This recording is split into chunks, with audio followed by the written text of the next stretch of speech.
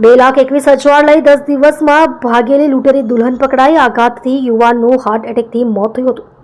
2,21,000 લઈ લગ્ન કર્યા બાદ 10 જ દિવસમાં માનતા પૂરી કરવાના બહાને નાસી ગયેલી લૂંટેરી દુલ્હનને વરાછા પોલીસે એમપીથી પકડી પાડી છે. પોતાની સાથે વિશ્વાસઘાત થયો હોવાથી ડિપ્રેશનમાં સરી પડેલા યુવાનનું બાદમાં હાર્ટ એટેકમાં મોત થયું હતું. વરાછા માતાવાડી સ્થિત શ્રદ્ધા પેલેસમાં રહેતા પ્રકાશભાઈ હસમુખભાઈ પંડ્યાની પત્ની વર્ષ 2007માં ગુમ થઈ ગઈ હતી. ત્યારથી એકની એક દીકરીને સંભાળતે રાખતા હતા. મોટી થયેલી દીકરીની સંભાળ લેવા અને પાછલી જિંદગીમાં સહારો મળી રહે તે માટે બીજા લગ્ન કર્યા હતા, જેથી તેમણે વડોદરા રહેતા કાકાને જાણ કરી તથા કાકા જયસુખ પંડ્યા વડોદરા ગયા હતા.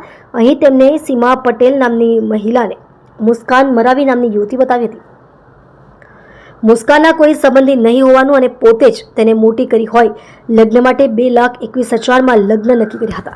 લગ્નના 10 જ દિવસમાં સીમાએ ફોન કરીને માનતા પૂરી કરવાની હોવાનું કહી મુસ્કાનને વડોદરા બોલાવી હતી. ત્યાંથી તે નાસી ગઈ હતી.